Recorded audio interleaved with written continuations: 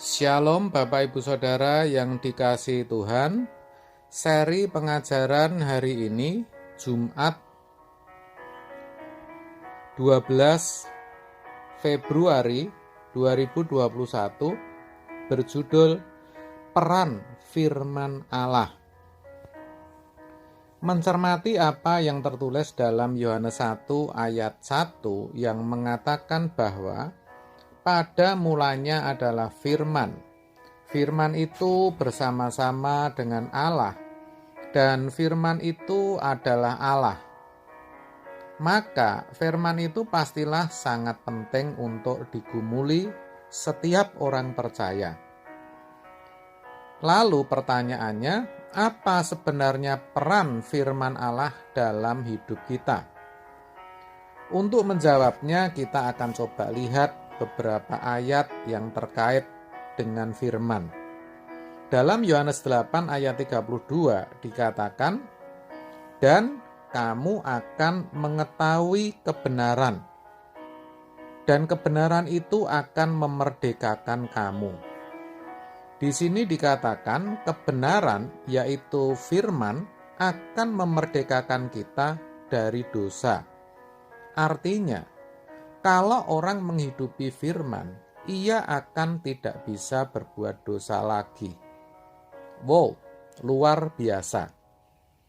Yohanes 17 ayat 17, ini doa Tuhan Yesus. Kuduskanlah mereka dalam kebenaran. Firman-Mu adalah kebenaran. Firman juga berusaha mengkuduskan. Maksud saya, firman juga berkuasa untuk mengkuduskan, yang artinya memampukan kita hidup dalam kesucian Allah, sehingga kita tidak bercacat di hadapannya. Lalu, Roma 1 ayat 16. Sebab aku mempunyai keyakinan yang kokoh dalam Injil. Karena Injil adalah kekuatan Allah yang menyelamatkan setiap orang yang percaya. Pertama-tama orang Yahudi, tetapi juga orang Yunani. Yang dimaksud Injil di sini adalah firman. Akan lebih jelas kalau kita bandingkan dengan Efesus 1 ayat 13. Di dalam Dia, kamu juga, karena kamu telah mendengar firman kebenaran, yaitu Injil keselamatanmu. Nah, itu saudara.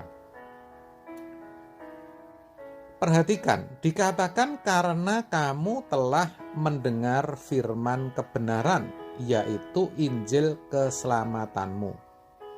Jelas bahwa firman itu adalah Injil, dan Injil itu berkuasa menyelamatkan.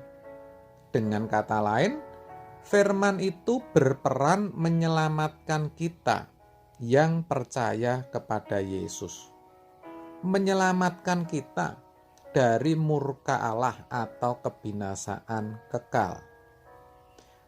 Jadi dari ketiga ayat tadi kita bisa mengerti peran firman itu luar biasa, mulai dari membebaskan kita dari dosa, menyucikan, sampai menyelamatkan dari kebinasaan kekal.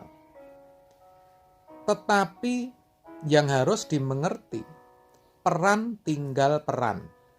Peran itu akan berfungsi hanya jika kita mau belajar. Artinya, kalau kita sudah jadi orang Kristen, bukan berarti selesai dan otomatis tidak bisa berbuat dosa lagi, bukan? Jadi kalau ada orang berkata, loh sudah jadi orang Kristen kok masih pelit, kok masih nggak bisa mengampuni, kok jahatnya seperti itu, dan sebagainya. Itu anggapan yang tidak benar. Karena bisa saja orang Kristen itu belum mengerti firman. Itu bukan berarti saya mentolerir atau bisa menerima keberdosaan atau kemelesetan orang Kristen, bukan saudara. Kita harus sadar bahwa sesungguhnya orang Kristen di mata banyak orang sudah melekat stigma sempurna. Kita itu dianggap memiliki kelakuan dan moral yang melebihi rata-rata orang. Jadi tidak heran kalau orang Kristen yang santun jarang mendapat pujian. Sebaliknya melakukan kesalahan sedikit saja, semua kebaikannya dilupakan. Bahkan dikata-katai seperti yang tadi saya katakan, orang Kristen kok seperti itu. Terkait akan hal itu, Tuhan Yesus berkata dalam Matius 5 ayat 48. Karena itu haruslah kamu sempurna, sama seperti Bapa yang di sorga adalah sempurna. Perkataan Tuhan Yesus ini sungguh sangat tepat, dan memang itulah pemahaman orang luar terhadap kita orang Kristen. Kita tidak boleh tinggal diam. Kita harus membuktikan peran firman Tuhan dalam hidup kita. Kalau baru awal jadi orang Kristen, bolehlah belum menyukai firman. Bolehlah bersifat kanak-kanak. Tetapi tidak boleh begitu terus. Kita harus mau bertumbuh dewasa. Caranya ya dengan mau belajar firman. Harus mulai dibiasakan. Ingat, apa yang kita suka lakukan itu diawali dari kebiasaan.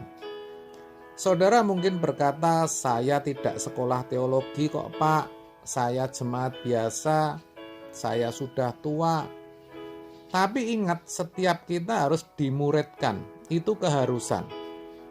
Karena dalam Matius 28 ayat 19-20 dikatakan demikian, karena itu pergilah, jadikanlah semua bangsa muridku, dan baptislah mereka dalam nama Bapa dan Anak dan Roh Kudus, dan ajarlah mereka melakukan segala sesuatu yang telah kuperintahkan kepadamu.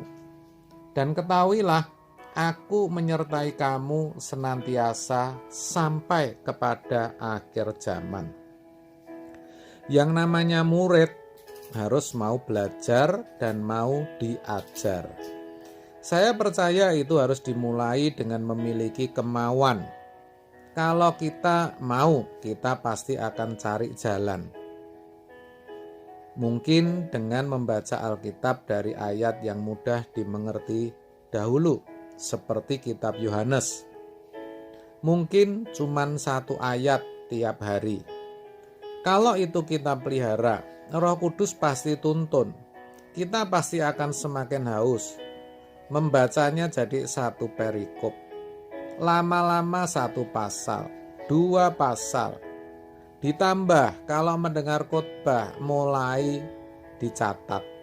Mulai suka baca buku rohani. Mulai cari khotbah di YouTube dan seterusnya. Pemahamannya juga Tuhan pasti terus tambahkan melalui hikmat-Nya. Mulanya sulit mengerti, lama-lama makin mudah, lama-lama terbiasa, bahkan akhirnya bisa membagikan firman. Dan tanpa terasa perilaku, tindakan, dan karakternya berubah. Itu semua karena firman Tuhan sudah berperan dalam hidup kita. Jadi itulah yang harus kita tahu dan kita perjuangkan. Sebesar apapun peran firman Tuhan dalam hidup kita, tanpa respon yang benar, tanpa kita berjuang untuk mempelajarinya, firman itu tidak akan berperan sama sekali dan akan sia-sia. Oleh sebab itu, mari saudara, melalui kebenaran ini kita mau berubah. Kita sediakan waktu untuk mendalami firman Tuhan. Amin. Tuhan memberkati.